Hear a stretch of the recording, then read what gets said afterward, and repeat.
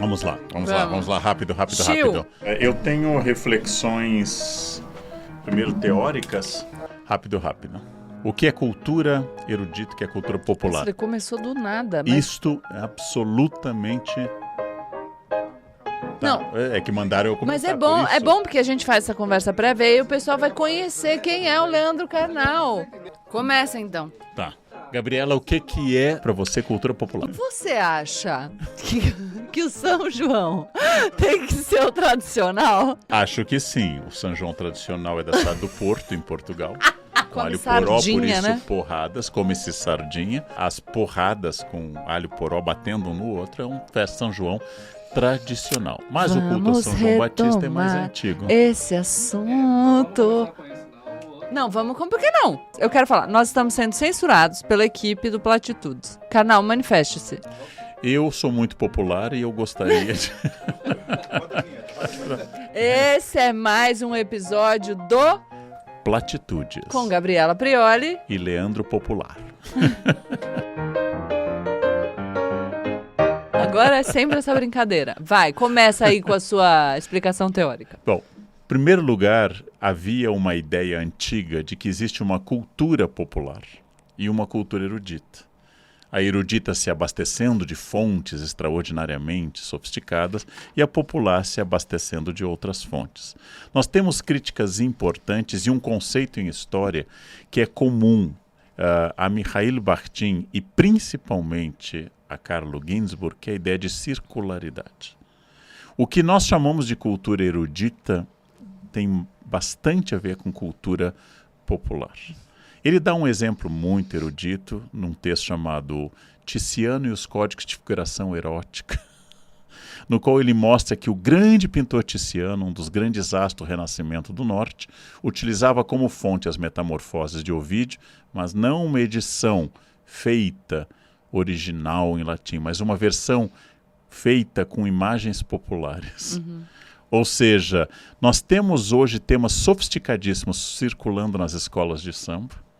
Nós temos as culturas ditas populares alvo de reflexões muito importantes e o Bakhtin discute isso na cultura popular, na Idade Média e no Renascimento, através da obra de Rabelais. Mas eu não vou falar muito disso, porque o objetivo do podcast não é uma aula acadêmica, mas é perguntar exatamente o que a gente considera popular, erudito.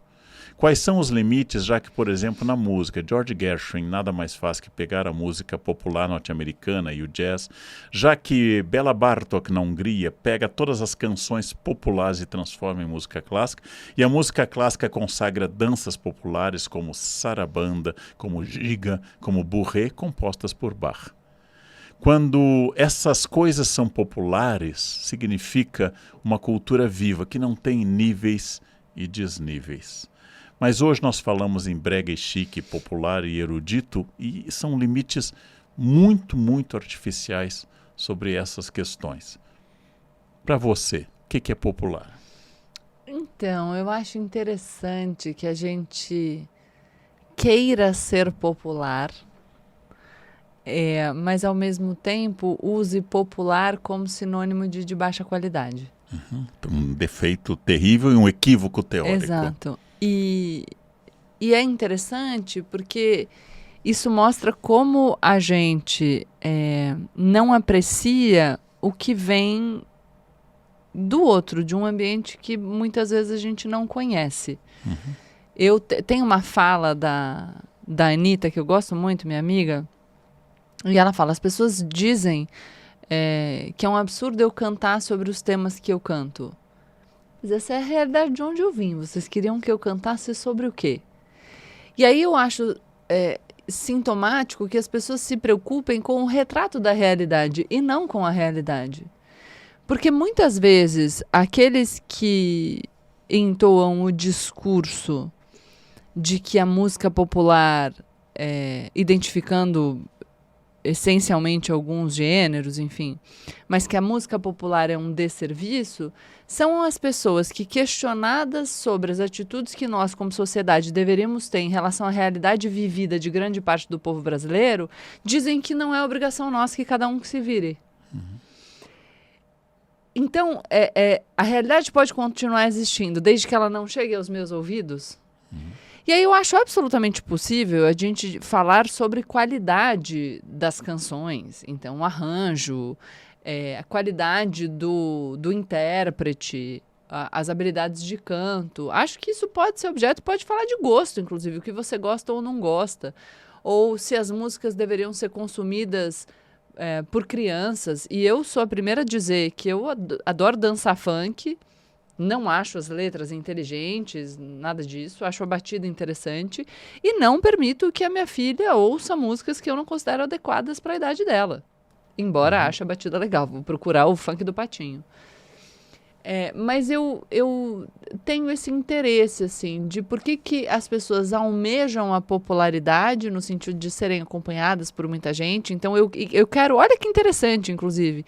Eu quero que a massa consuma o que é produto meu, mas eu repudio aquilo que o povo produz.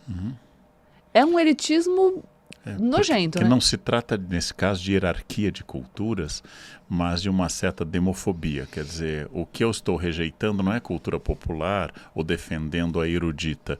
Eu estou rejeitando uma questão democrática. Vou dar um exemplo. No século XVIII, indo às tabernas mais populares do interior da Alemanha, Bach compõe a cantata Café. Bach fez muitas cantatas, fez a cantata Café. Cantata tem música absolutamente profana, com cenas descritas em uma taberna. Claro, ele faz isso em alemão, com seu estilo bachiano. Essa cantata vai para a Sala São Paulo, que eu tenho o privilégio de ser conselheiro da USESP. É absolutamente popular na sua origem, e aí eu chego lá e escuto, nossa, isto é que é música erudita. Cultura, porque é a cantata Café, que é uma das minhas preferidas de Bach.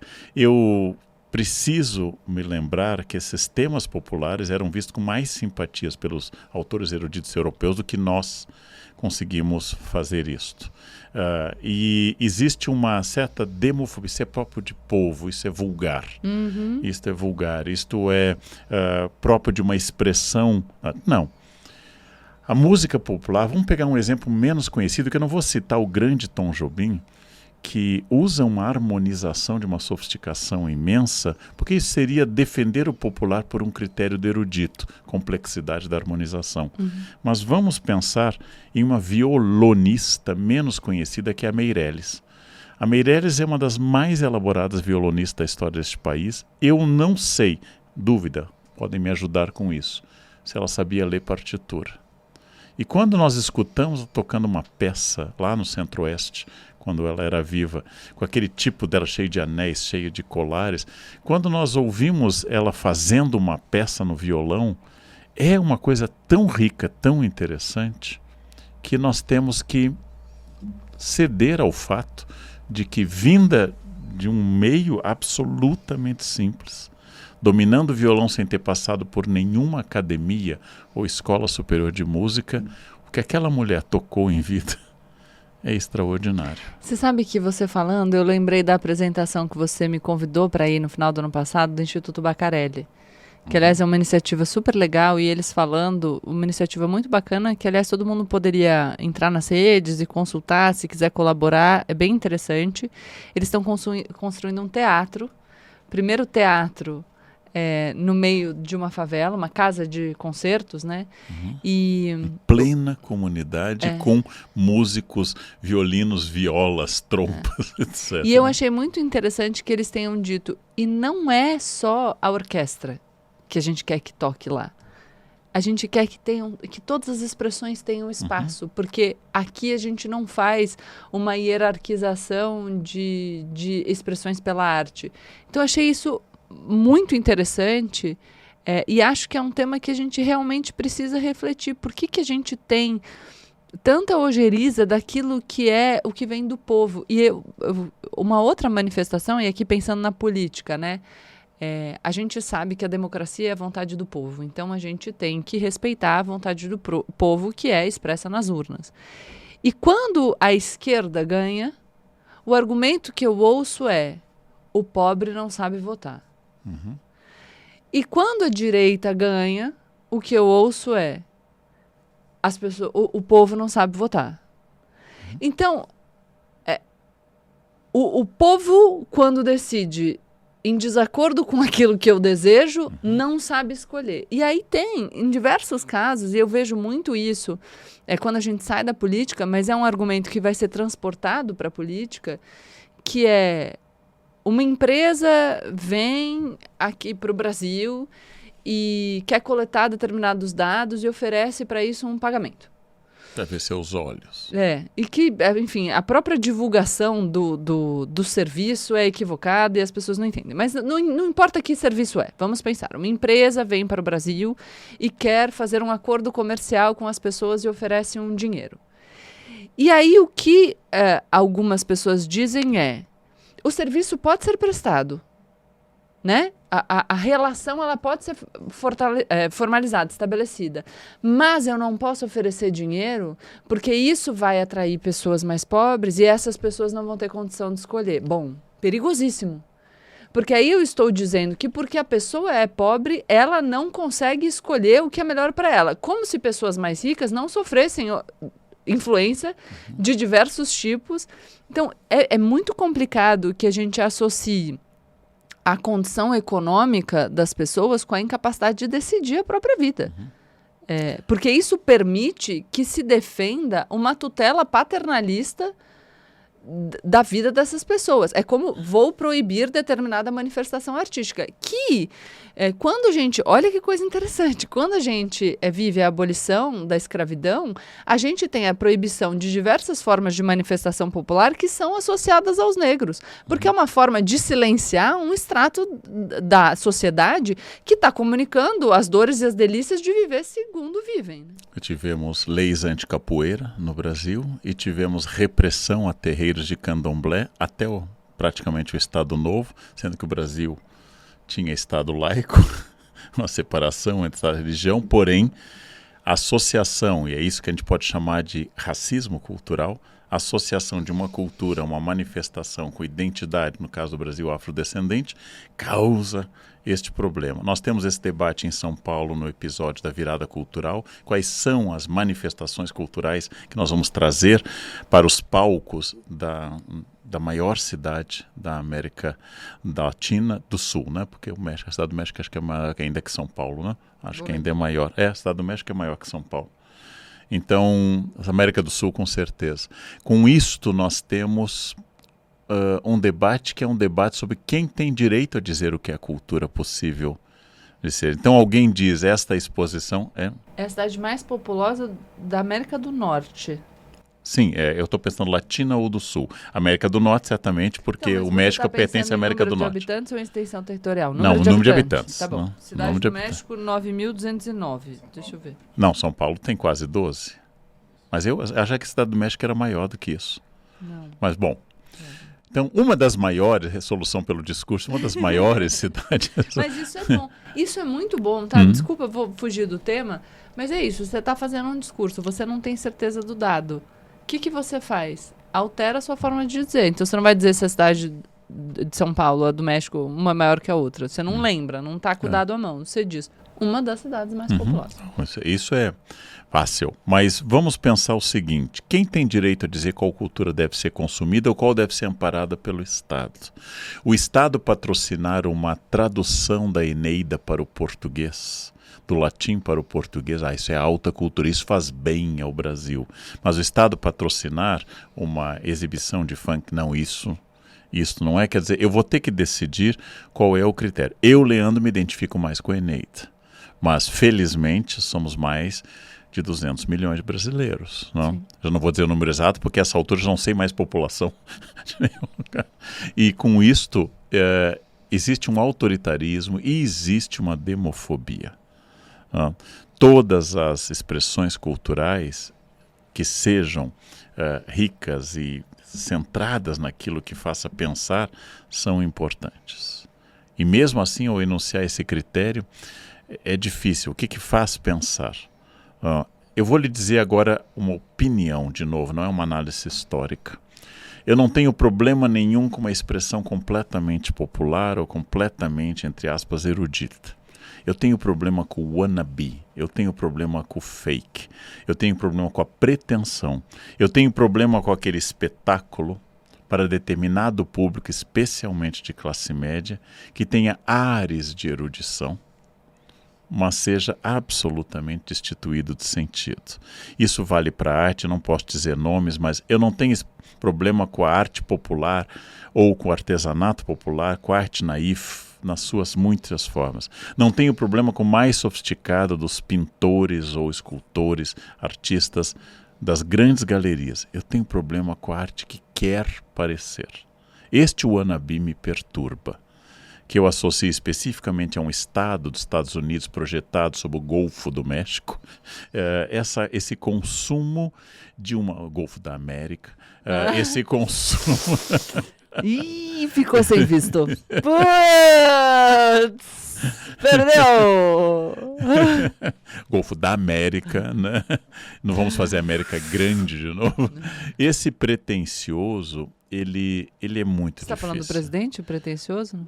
Não, estou pensando se pretensioso um S. Eu estava mentalmente vendo como é que escreve pretensioso. Todo esse exercício é um exercício de eu dizer, não o que eu sou, origem A ou B, mas o que eu gostaria de ser. Quando entra nesse futuro do pretérito, eu acho um grande problema para a arte. Você falou sobre o que a prefeitura deveria, o que o Estado deveria investir, se na tradução de Eneida ou um funk. E embora o Igor não queira, preciso falar das festas tradicionais. Porque tive um debate. Não vou falar qual é. Pronto. Quem sabe, sabe. Ninguém detém essa mulher. Ai, gente, eu não sou, eu sou insubordinada. O que eu vou fazer? Mas, olha que interessante. As prefeituras organizam festas tradicionais, tá? Por que é interessante para as prefeituras? Gastar esse dinheiro, inclusive.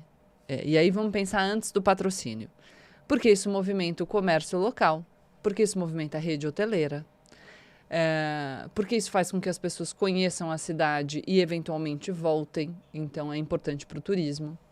Eu tenho interesse de promover uma festa que atraia muitas pessoas porque o retorno sobre o investimento na realização dessa festa é interessante. Mais do que isso. O político, que é a liderança naquele espaço, tem interesse em que as pessoas gostem daquela festa e, consequentemente, a associem a essa figura de liderança e essa pessoa, e aí é um interesse personalista e queria lembrar eu queria lembrar a palavra da Lilia Schwartz, como é que é? Patrimonialista. Um interesse patrimonialista, porque eu uso o espaço público, né, o meu cargo, para interesses pessoais. Se essa festa tem a possibilidade de atrair patrocinadores, o que eu garanto que a iniciativa privada entre com o dinheiro em troca de divulgação, consequentemente o gasto do poder público se dilui, se não deixa de existir, e eu continuo tendo todos os benefícios de movimentação do turismo, comércio local, rede hoteleira, etc, etc, etc.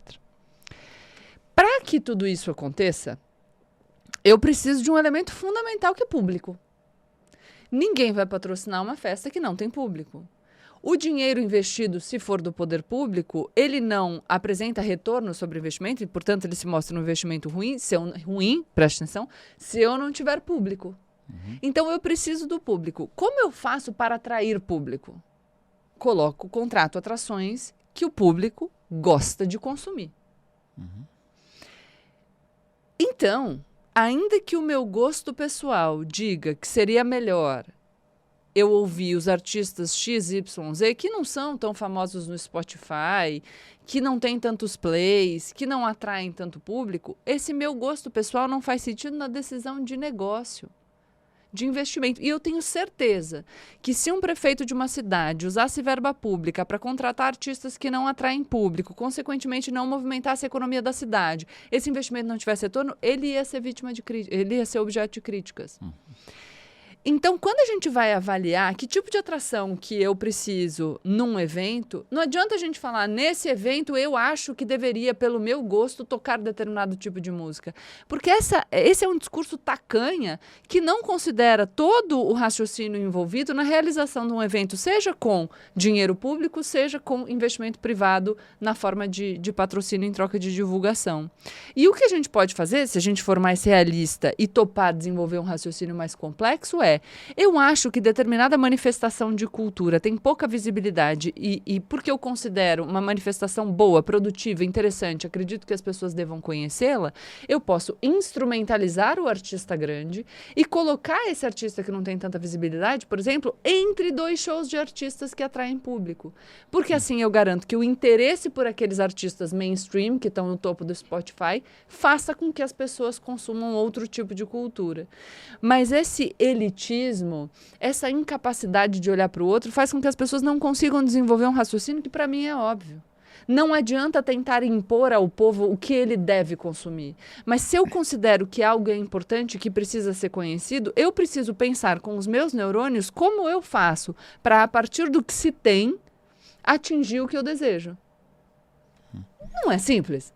Sim, aí é um papel que você está dando ao Estado de não apenas consagrar o mercado, ou seja, incentivar chegada de pessoas, movimento de hotéis, desses grandes eventos de São Paulo, vamos chamá-los de culturais, como Fórmula 1 e Parada Gay. O Carnaval. Carnaval. Tem investimento público. São A virada Paulo. cultural.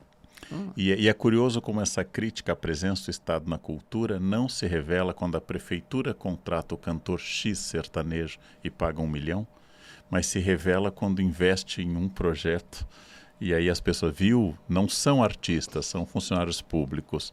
Eu fico imaginando este grupo de críticos no início do século XVI, vendo que Michelangelo trabalhou para o Papa Júlio II, por exemplo, e o que iam dizer, não é? Que ele dependeu do capital estatal. Teve uma vez que eu estava numa exposição, sei lá, alguém falou, mas aqui complicado, né? Porque sempre tem alguém que paga. Eu falo, poxa, mas a gente vai nos museus e tem tanta gente que pagou, né, gente? Poxa vida! A Capela Sistina aí. Foi feita, eu fiquei com vontade de pintar um negocinho aqui. Eu vou lhe dar um exemplo muito concreto, já que você tocou na Sistina. Quando Michelangelo pinta o teto entre 1508 e 12... no contrato dele, as tintas são responsabilidade dele. Então nós temos muito pouco azul intenso. A única forma de obter azul intenso era com lápis lazuli, cuja única fonte conhecida era o Afeganistão, hoje tem no Chile. Então era uma pedra caríssima para ser fonte de corante.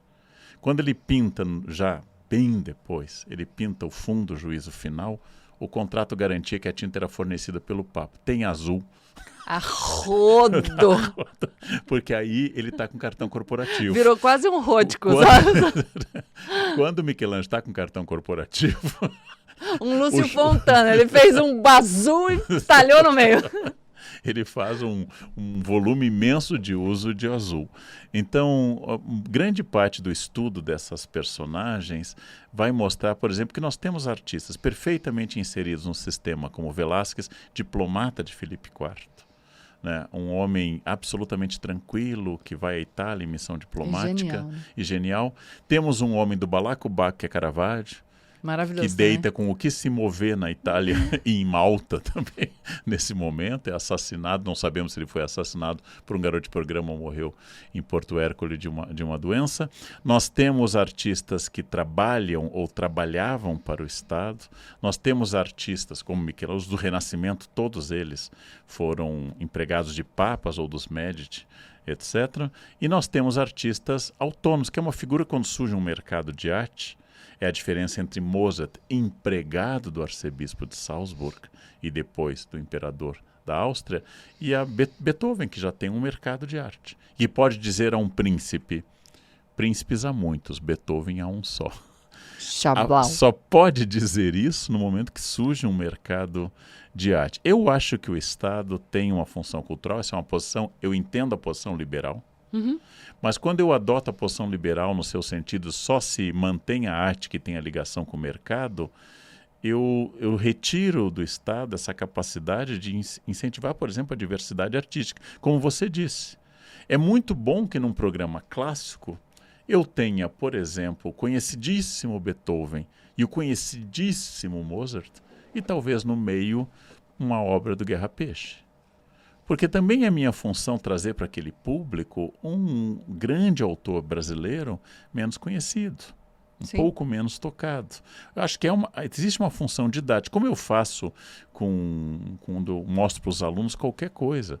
O aluno conhece Caravaggio, talvez não conheça Artemisia Gentileschi. Então, é bom mostrar essas coisas. Mas, por outro lado, também é não sufocar a manifestação cultural autônoma popular, que é uma outra questão. O que a gente perde quando o Carnaval do Rio, de fenômeno do intrudo no século XIX, fenômeno popular em desfiles na Rio Branco, que eram, né?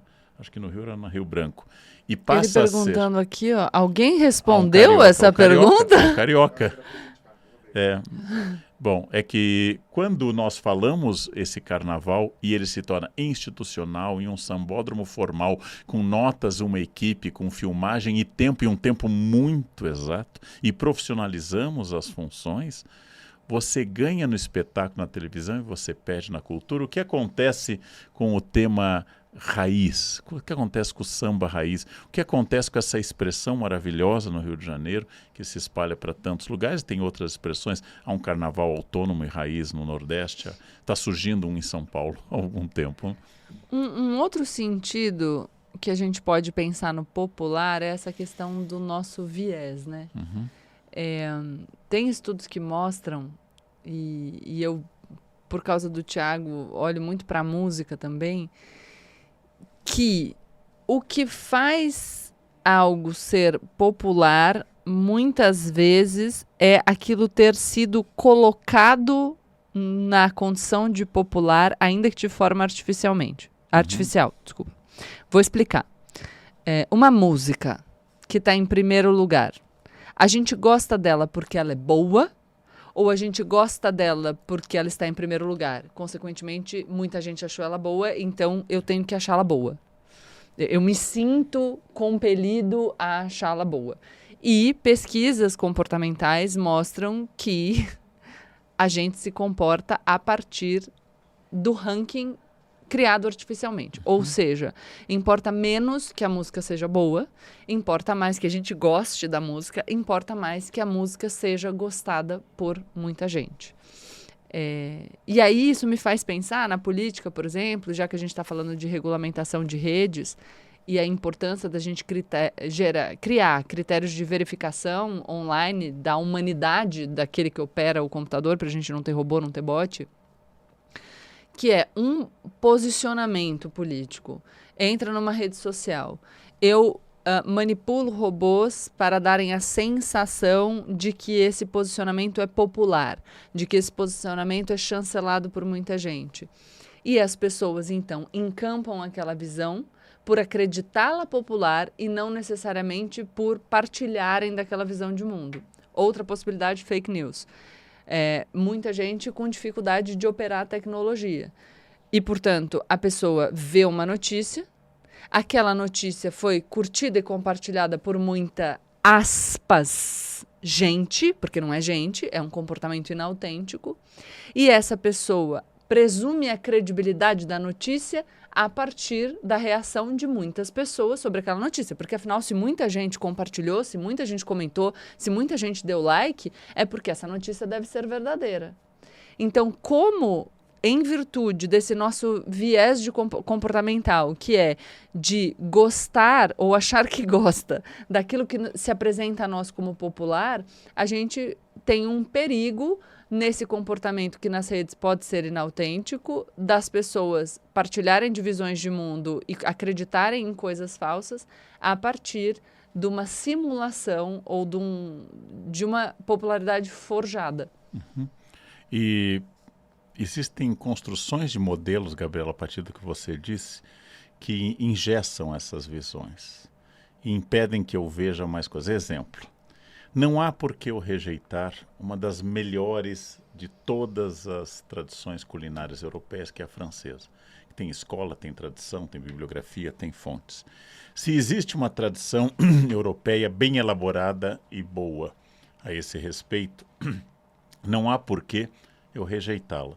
Grande parte da renovação da nossa cultura gastronômica vem do contato, por exemplo, com temperos, técnicas e práticas do norte. Hoje a Amazônia, eu acho que é uma das maiores renovadoras do nosso pensamento gastronômico. Muitos restaurantes usam produtos, técnicas e nomes que nascem da região amazônica. Então, por que eu tenho que pensar que isso tem que ser inteiramente amazônico, ou inteiramente francês, ou que o francês seja melhor? Por que eu não me abasteço do melhor dessas coisas?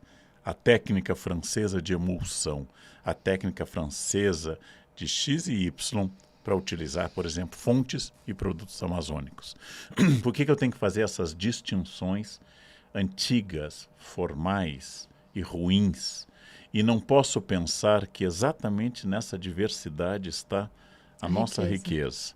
É isso que eu penso quando eu quero mostrar que quase todas as vanguardas, elas nascem de um contato com coisas muito mais tradicionais. Gauguin, com os chapéus da Bretanha, quando vai visitar, é Gauguin no Tahiti, é Van Gogh em Arles, por exemplo, descobrindo a luz, ou entre os comedores de batatas na própria Holanda, a arte em comunicação com esse mundo dinâmico, cromático, múltiplo, e é isso que eu vejo. Adoraria imaginar, veja aqui uma fantasia agora, adoraria imaginar um funk de qualidade orquestrado na Sala São Paulo. Porque aí nós juntaríamos o melhor de vários mundos para mostrar a possibilidade desse diálogo. Adoraria que a expressão de uma orquestra se prestasse às coisas mais variadas possíveis. Eu acho isto muito, muito simpático. Não se trata de cultura pop, erudita, popular, mas de uma cultura que dê acesso a essas coisas, provoque debate. Uma das coisas boas da cultura é seu caráter disruptivo. Sim. Provoca o debate. As recentes experiências de ópera do Municipal com o Guarani provocaram reações de pessoas. Um colega meu, que é um amigo e eu gosto muito, disse que absurdo reduzir Carlos Gomes e sua ópera Guarani, representada no Scala de Milão, a este papel de manifestação do Krenak sobre terras indígenas. E eu penso, será que é mais erudito ou melhor? Será que é mais sofisticado colocar indígenas brasileiros de malha de balé dançando no Scala de Milão do que colocar um debate sobre terras indígenas, ou seja, fazer que Alencar, um escravocrata do século XIX, com uma grande obra literária, resgatado por um negro chamado Carlos Gomes, de Campinas, e relido em São Paulo, a cidade das grandes diversidades e heterogeneidades, e que essa cultura do melhor da literatura romântica de um cearense Alencar, com o melhor de um campineiro negro, Carlos Gomes, o melhor da influência europeia de ópera como Verdi, grande influenciador de Carlos Gomes. Tudo isto misturado para ressignificar dinamicamente a cultura, eu gosto disto. Eu gosto dessa ideia. Voltando na história das redes, eu achei interessante duas coisas que eu pensei em falar, que é quando a gente debate, é um tema super atual essa questão da regulamentação das empresas, né, de tecnologia, das redes sociais. E aí é interessante perceber como há gradações no debate, porque, no geral, quando se ataca a ideia de regulamentação das redes, falam muito sobre censura, cerceamento da liberdade de expressão. E claro que nenhuma liberdade é absoluta, até a liberdade de expressão ela tem limites previstos, o que se faz é uma ponderação de direitos fundamentais. E aqui, claro, as pessoas podem pensar na tradição dos Estados Unidos, mas essa não é a tradição na qual se inspira o direito brasileiro, a gente tem uma tradição diferente. E toda liberdade tem as suas limitações, e é importante que nós tenhamos essas limitações, ainda que possa haver divergência. Mas o debate da regulamentação das redes, ele tem gradações, né? Ele tem diferenças. Você pode pensar apenas na necessidade de limitar e combater essa questão dos comportamentos inautênticos que representam um risco muito importante para a construção da nossa história, da nossa memória e até, enfim, coloca as pessoas em risco, por exemplo, em questões de saúde pública com um discurso anti-vacina que cresce e coloca em risco não só as pessoas, enfim, que infelizmente acreditam nessa bobajada, mas também todas as pessoas que convivem naquela sociedade. Eu já visto surtos de sarampo que a gente tem visto aí, tido notícia, que, assim, um absurdo, fruto de uma absoluta irracionalidade. Sarampo em 2025. Não, é uma coisa assustador. Não é? Então, assim, assustador. isso... Daí para a peste negra, a gente vai... Não, e isso tem uma relação direta com esse fenômeno das redes sociais, porque a escala que a tecnologia permite faz com que esse tipo de discurso absurdo tenha uma penetração gigantesca. E a possibilidade de manejo de dados que as redes sociais permitem faz com que as pessoas sejam atingidas com um discurso pensado e adaptado para elas, então é mais fácil de convencer. Mas tô fugindo do tema, vou voltar. Eu lembrei de uma experiência falando dessa popularidade forjada que faz com que as pessoas gostem não daquilo que é bom ou que elas consideram bom, né? Porque eu não gosto de o bom como um valor absoluto, eu acredito na subjetividade, e não, mas sim gostarem daquilo que é popular. Teve um artista, um violinista americano, que foi várias vezes indicado ao Grammy, então que se apresenta em grandes casas de espetáculo, Joshua Bell, o nome dele. E em 2007, eles conduziram um experimento em que ele tocou durante alguns minutos, 45 minutos, estou lendo aqui, no metrô de Washington, nos Estados Unidos. Então, e o evento ficou conhecido, quem quiser pesquisar, como Stop and Hear the Music. O que aconteceu? Ele tocou de graça no metrô com um violino de 1713, avaliado em mais de $1 milhão. Apenas... Quantas pessoas você acha que pararam para ouvir? No metrô? Acho que eu nunca peguei metrô em Washington, mas assim, 2? 6. Nossa, triplicou a meta. Uma pessoa assistiu e no total ele arrecadou $20. A maioria das pessoas seguiu em frente sem perceber que estava ouvindo um dos músicos mais famosos do mundo. Talvez entre elas pessoas que pagariam algumas centenas ou talvez milhares de dólares para assistir esse violinista numa casa de concerto. Então é muito interessante para a gente pensar no nosso gosto. A gente gosta de uma coisa porque a gente gosta, porque as pessoas dizem que a gente gosta, porque a gente acha que deve gostar. Isso explica também pesquisas de opinião. Por que a gente falou na primeira eleição do Trump sobre maioria silenciosa? Esse fenômeno que faz com que as pessoas respondam aos pesquisadores não o que elas de fato pensam, mas o que elas acham que o pesquisador quer ouvir. E isso tem que ser pensado em todo tipo de pesquisa, né? Por isso que o manejo do Big Data teve a capacidade de efetivamente revelar as pessoas. Então, o que você busca no Google não é o que você declara que busca no Google. E, portanto, as pesquisas mais populares ou os assuntos mais populares, por exemplo, nos sites de pornografia, não são aqueles assuntos que são considerados mais populares quando as pessoas são perguntadas e respondem sobre as suas preferências. Isso é interessante porque o manejo do Big Data consegue mostrar o que é de fato popular, no sentido de mais buscado e mais consumido, e não aquilo que a gente declara que é popular. Uma outra coisa para a gente pensar que faz um paralelo com esse experimento do metrô. Você está no carro ouvindo uma música, sabe? Calypso. Entra o professor Leandro Carnal e você abaixa o volume. Fala, ai, nossa, liguei e estava tocando. O que você gosta e o que você acha que deve dizer que gosta? A Odisseia, a ninfa Calypso, que na sua ilha recebe Odisseu / Ulisses. E aí está na minha peça também, acho que é fundamental. A pessoa põe Calypso para uma referência ao Homero, é óbvio. É óbvio. E é muito legal pensar nisso, porque quando a gente tem, e é claro, quando a gente tem os rankings de plataformas de streaming de música, a gente vê que aquilo que as pessoas gostam não é o que talvez elas dissessem que gostam. Então, assim, precisa de muito mais gente ouvindo o primeiro lugar do Spotify do que gente que a gente imaginaria que escuta o primeiro lugar do Spotify. Entende o que eu tô dizendo? Muitas vezes essas pessoas que dizem, ai, que horror, que absurdo, ali no silêncio do seu quarto. Quando sozinha, entregue aos seus próprios cuidados. Eu tô citando um trechinho um trecho do Schopenhauer que eu adoro, mas que não tem nada a ver com isso. Eu acho isso muito legal, muito interessante. E um outro perigo é, a partir do que hoje é popular, a plataforma, isso conversa com o podcast que a gente fez sobre cinema, que eu não sei se vai ao ar antes ou depois, galera, então vocês me desculpem. Já foi. O Nelson tá dizendo que já foi. Então, o podcast que a gente gravou sobre cinema, que a plataforma vai te recomendar mais do mesmo. E eu lembro uma outra conversa que eu tive, que foi muito interessante, que uma pessoa me disse, eu fazia um trabalho antigamente com música, e uma das minhas funções era frequentar shows de artistas iniciantes para descobrir novos talentos.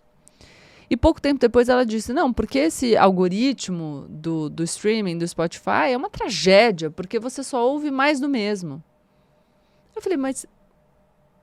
Poxa vida, porque, né, antigamente você tinha que ir no show do artista iniciante para conhecer um artista novo. E agora, com a internet, se você quiser ouvir um artista independente do Sudão, sei lá, você acha.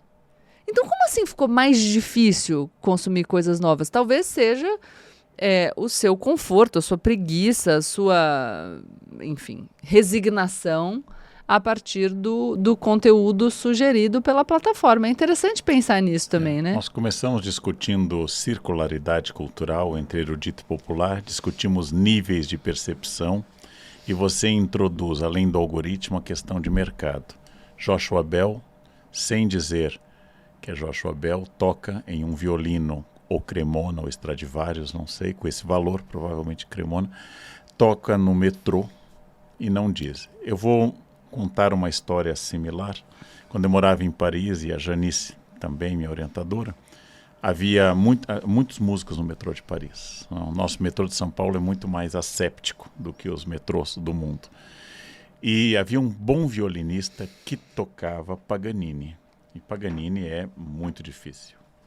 Esse violinista tocava obras extraordinárias. Eu chamei a atenção da Janice. Escutar Paganini no metrô não é comum. A Janice pensou, um dia ela chegou para um rapaz assim, toca Imagine do John Lennon, você vai arrecadar mais. Por quê? Porque a Janice sabia que o ato de gostar de uma música é um reconhecimento cerebral, não é uma adesão estética. Quando eu escuto uma música dos anos 80, época da minha juventude, por exemplo, Legião Urbana, eu gosto. Porque essa eu reconheço. Quando eu digo essa eu conheço, essa é do meu tempo, eu não estou fazendo um ranking estético, eu estou dizendo minha falta de colágeno remete a uma época de ouro, onde essa música fazia sucesso. E isto faz com que eu reconheça como eu gosto do prato feito pela minha mãe, e essa é uma memória. Eu adoro a strudel que minha avó fazia em casa. Provavelmente não era a melhor strudel do mundo, mas tem um sabor de infância muito especial. Então o que eu tenho que cuidar é que, além do mercado e do algoritmo, eu tenho uma identificação por reconhecimento. Em oposição a isso, vem uma certa cultura sofisticada, cosmopolita, urbana, que o legal é o alternativo. Não é?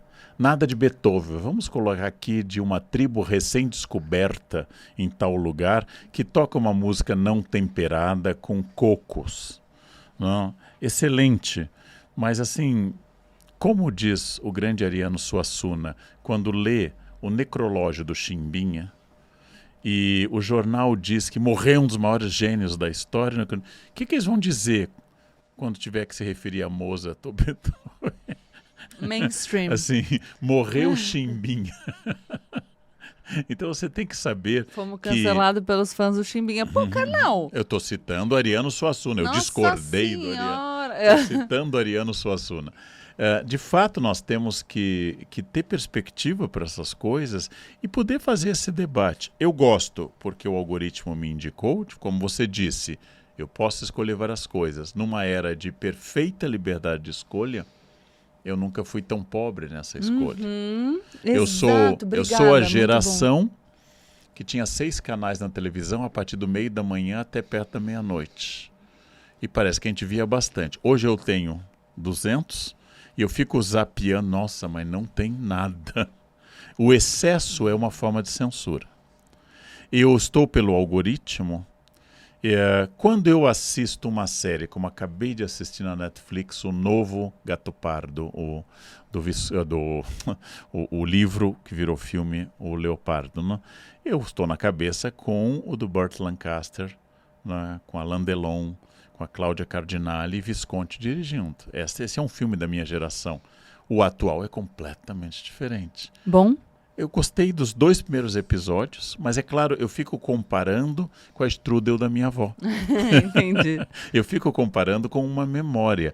Agora, um jovem que não viu Visconti, não, talvez vá ter uma outra experiência. Mas isso é bom, são sobreposições de camadas etárias, culturais e assim por diante. Encantar-se com a cultura popular da Europa e decepcionar-se com a cultura popular brasileira, encantar-se com expressões camponesas da Europa e se decepcionar com expressões sertanejas brasileiras, este só mostra um lugar de subserviência e um lugar de europocentrismo que é uma marca de as expressões as expressões do fim do século XIX, início do XX é de filistinismo, a expressão que Oscar Wilde usava muito, de subserviência cultural terrível, terrível, não sei o que você disse, né? Vira-latismo, o filistinismo acho mais... Eu ia falar servilismo, pode ser? Servilismo.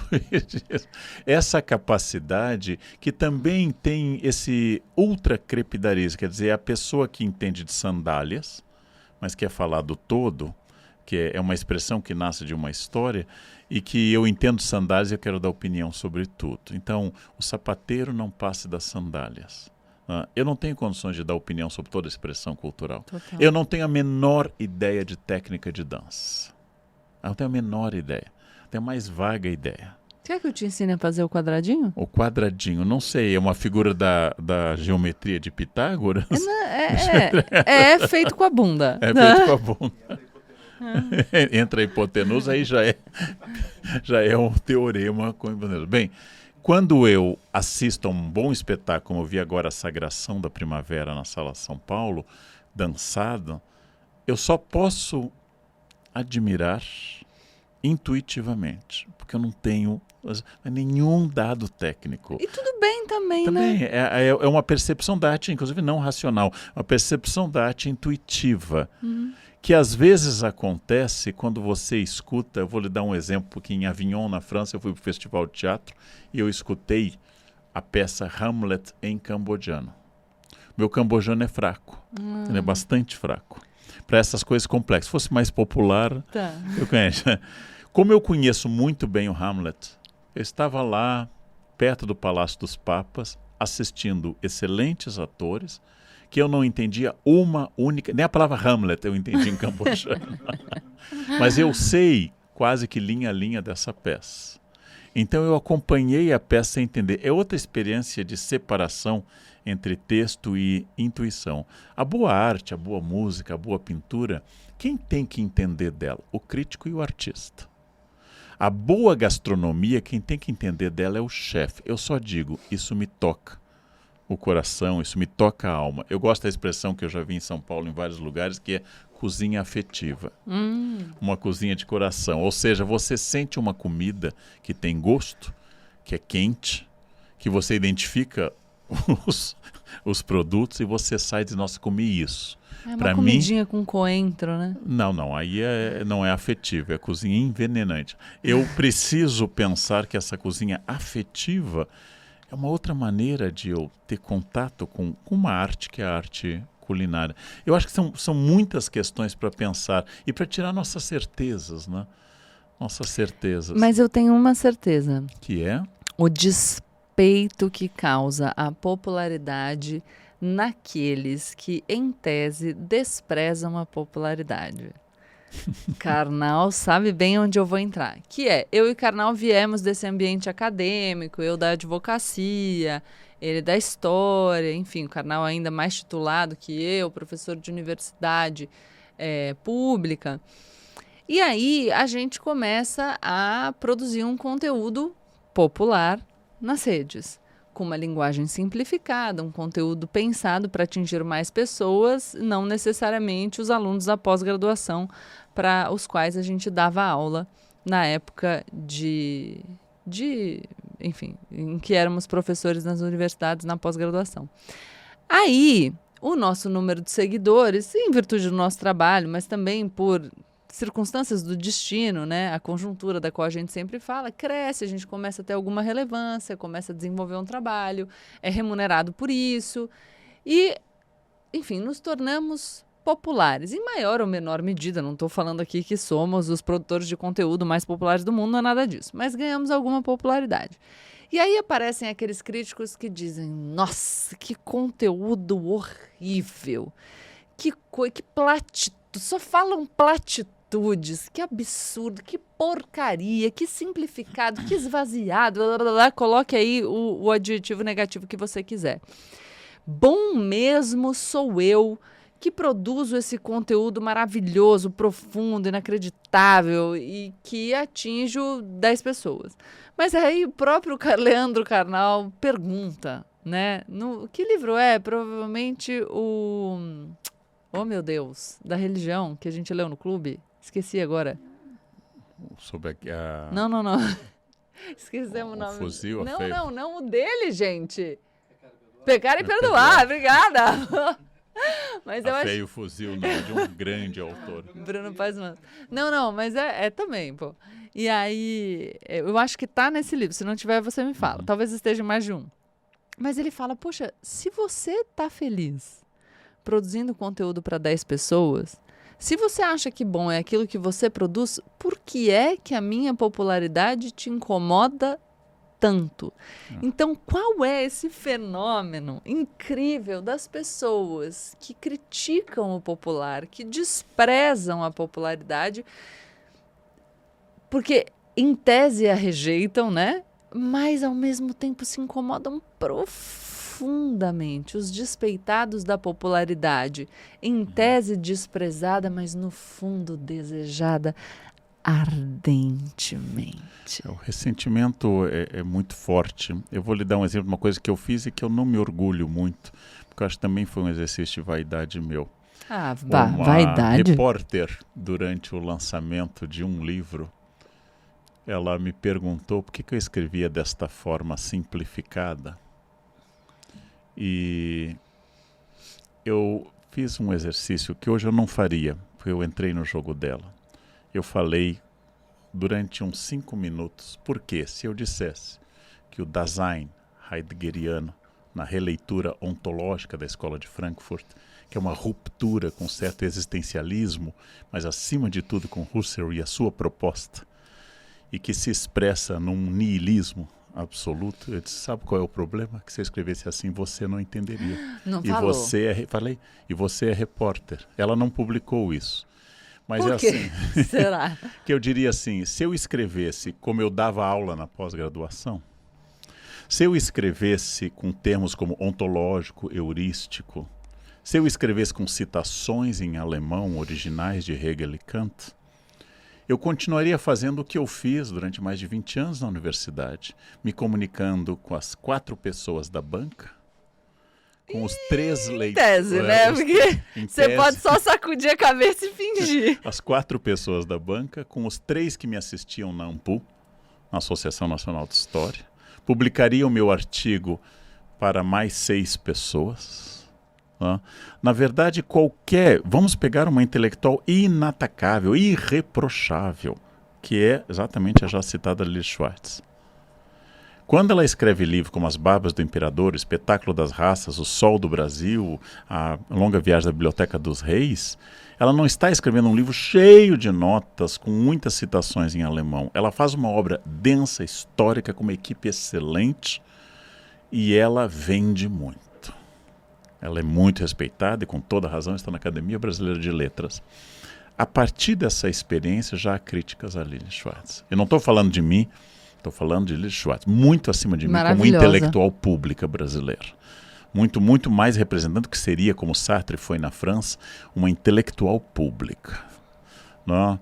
Exatamente nesse momento, pegando os intelectuais públicos, o mais famoso de todos, ainda vivo, Noam Chomsky, que é o mais citado de todos os intelectuais vivos. Uma vez eu vi um índice de citação, o americano adora fazer índice de citação, é Platão, Aristóteles e Chomsky. É uma coisa Gente, assim. É uma sabia. coisa impressionante. E Chomsky tem um trabalho sobre gramática gerativa, tem um trabalho de linguística extraordinário. Mas Chomsky foi famoso pelas opiniões sobre o Oriente Médio, sobre política externa americana e comunicação de massas. A gente leu no clube. Nunca Internacionalismo ou Extinção. É um Tá extraordinário. vendo? O nome né? do livro dele eu lembro. Chomsky esteve no Brasil bastante tempo, inclusive hospitalizado, né? Hospitalizado aqui no Brasil. O que eu estou dizendo? Qualquer sucesso, eu não me refiro a mim, eu me refiro a grandes nomes. Jorge Caldeira com o Mauá, a biografia do Fernando sobre Assis Chateaubriand, Chateau ou Olga, os livros da Lili, que são extraordinários, eles não são perdoados. Bom é o livro que pouquíssima gente lê, com uma versão sombria, a arte também, que seja uma versão sombria, não pode ter final feliz, não pode ter cor, torcem o nariz para absolutamente tudo que implique felicidade, sucesso, dinheiro e assim por diante.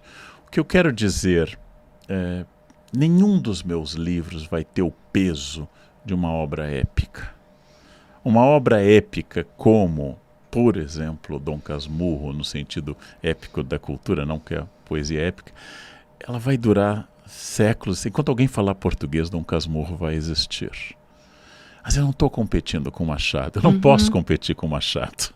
Né? Tinha algo no Cosme Velho que Machado tomou aquela água e eu não posso competir com ele. Ele é muito além do que eu posso. O que eu estou muito feliz é que eu tenho pessoas que vão ao lançamento do livro que eu aprendi com Hamlet, por exemplo, que eu escrevi com a minha amiga Valdresa Carneiro da Silva, e as pessoas me dizem, eu fui ler Hamlet por sua causa. É isso.